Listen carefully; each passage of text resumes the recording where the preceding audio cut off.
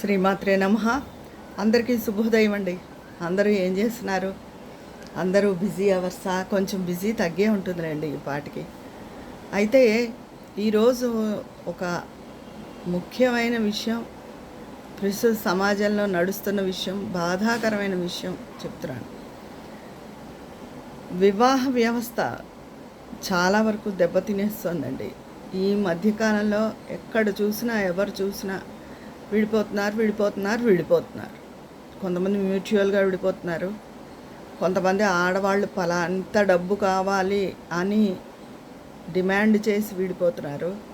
వాళ్ళతో పడలేని మగవాళ్ళు ఆ డబ్బు కొంత రాజీగా మాట్లాడుకుని కొంత డబ్బు ఇచ్చేసి విడిపోతున్నారు. ఈ మొదటి మొగుడి దగ్గర తీసుకున్న డబ్బుతో కొన్ని లక్షలతో వీళ్ళు రెండో పెళ్లి చేసుకుని తిరుగుతున్నారు. అదెన్నాళ్ళో ఆ ముచ్చటెన్నాళ్ళో తెలియదు మనకి. కొంతమంది కోర్టుల చుట్టూ తిరుగుతున్నారు. ఇలా రకరకాలుగా ఉందండి వ్యవస్థ. వివాహము అనేది అప్పటికప్పుడు ఏదో ఫోటోషూట్ తీసుకోవడం, నగలు అలంకరించుకోవడం, అని కొన్ని బంగారం, కొన్ని 1 గ్రామ్ గోల్డ్ ఇవి అలంకరించేసుకోవడం, ఏదో ఆ నలుగురు రావడం, తల్లిదండ్రులు బోళ్ళు ఖర్చు. ఇప్పుడు డబ్బు పెరిగిపోయింది కదా, చాలా చోట వాళ్ళు లెక్క చేయట్లేదేమో. ఎవరు తల్లిదండ్రులు కూడా పిల్లల్ని నువ్వు కాపురం చేయి అని శాసించే స్థితిలో లేదు. వస్తే వచ్చేయి అంటున్నారు. అది చాలా క్యాజువల్గా. ఒకప్పుడు ఆడపిల్ల నచ్చినా నచ్చకపోయినా, అత్తారి బాధలున్నా, మొగుడుతో కొంచెం అటు ఇటుగా ఉన్నా, తల్లిదండ్రులతో నేను వచ్చేస్తాను అని చెప్పడానికి చాలా మదన పడిపోయేది. తను సర్దుకుంటే సరిపోయేదానికి తల్లిదండ్రులను బాధ పెట్టడం ఎందుకు అని ఆలోచించేది. ఇప్పుడు ఆ పరిస్థితి ఏం లేదు. నాకు నచ్చలేదు, కుదరలేదు, వచ్చేస్తున్నాను అంటున్నారు. వీళ్ళు కూడా వచ్చేయి అంటున్నారు. అత్యంత సులువుగా, అత్యంత సహజంగా అయిపోయింది ఆ విడిపోవడం అన్నది. అది దాని పరిణామాలు ఈరోజు తెలియవు. భవిష్యత్తులో దాని పరిణామాలు చాలా తీవ్రంగా ఉంటాయండి. ఎందుకంటే మన భారతీయ సంస్కృతికి వివాహ వ్యవస్థ ఒక పట్టుకొమ్మంటారు, అలాంటిది. వివాహ వ్యవస్థ సరిగ్గా లేనప్పుడు ఏవి కూడా సజావుగా ఉండవు. ఒక పిల్లల పెంపకం అవనివ్వండి, వాళ్ళు పెరిగే తీరు కానివ్వండి, ఏదైనా ఒక సింగిల్ పేరెంట్గా ఉండి పిల్లల్ని సరిగ్గా పెంచడం అన్నది సరికాదు.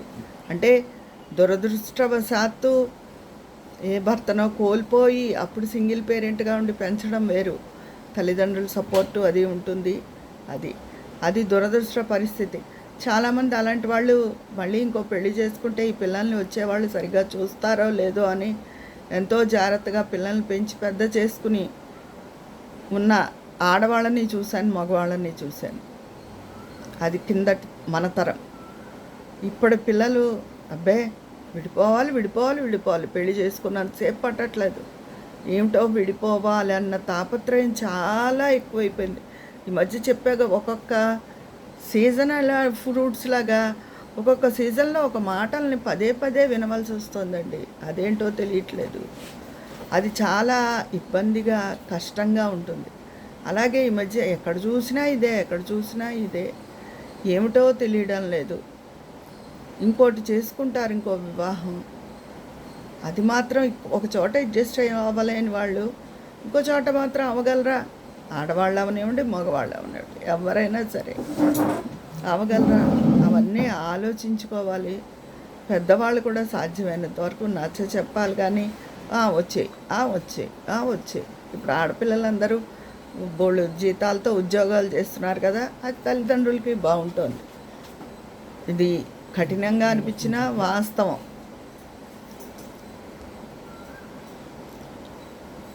అందుకని తల్లిదండ్రులు కూడా ఈ సంపాదించే కూతుర్ని అత్యంత సులువుగా, ఉత్సాహంగా ఆహ్వానిస్తున్నారు.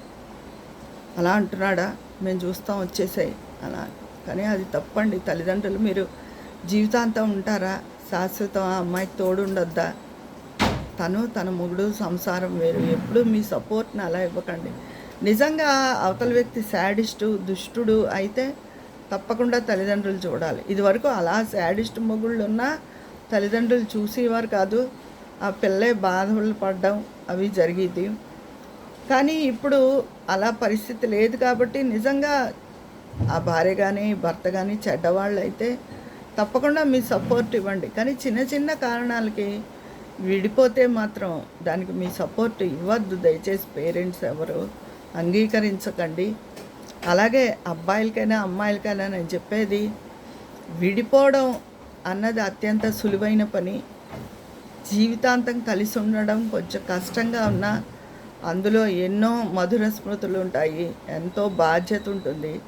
సమాజానికి ఒక మంచి మెసేజ్ ఇచ్చిన వాళ్ళు అవుతారు, మంచి తల్లిదండ్రులు అవుతారు. ఒక్కొక్కసారి కొన్ని సమస్యలు తాత్కాలికంగా విసుగును కలిగిస్తాయి. మన గ్రహస్థితులు బాగుండకపోయినా ఆ టైంలో ఒకరికొకరు పడదు, విసుగ్గా చిరాగ్గా ఉంటుంది.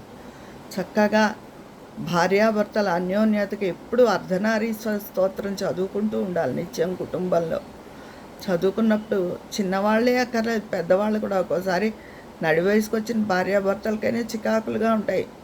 వాళ్ళో మాట అంటే మనమో మాట అంటాం. ఎవరైనా సరే కుటుంబంలో ఆ స్తోత్రం ఎప్పుడూ చదువుకుంటే సుఖ సంతోషాలు వెళ్ళి విరుస్తాయి.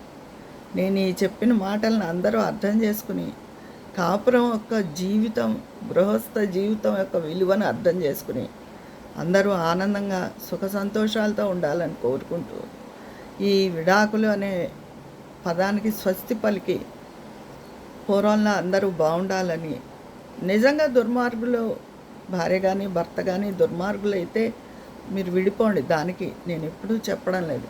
కానీ చిన్న చిన్న కారణాలకి ఇగోలకు పోవద్దు. అది నేను చెప్పినట్టు అందరూ అర్ధనారీశ్వర స్తోత్రం చదువుకోండి, ఆ కుటుంబం సంతోషంగా ఉంటుంది. ఇది ఈరోజు నేను చెప్పే విషయం. మీ అందరి అభిప్రాయాలు కామెంట్ బాక్స్లో తెలియజేసేయండి. మరి అక్కడ మాట్లాడుకుందామా?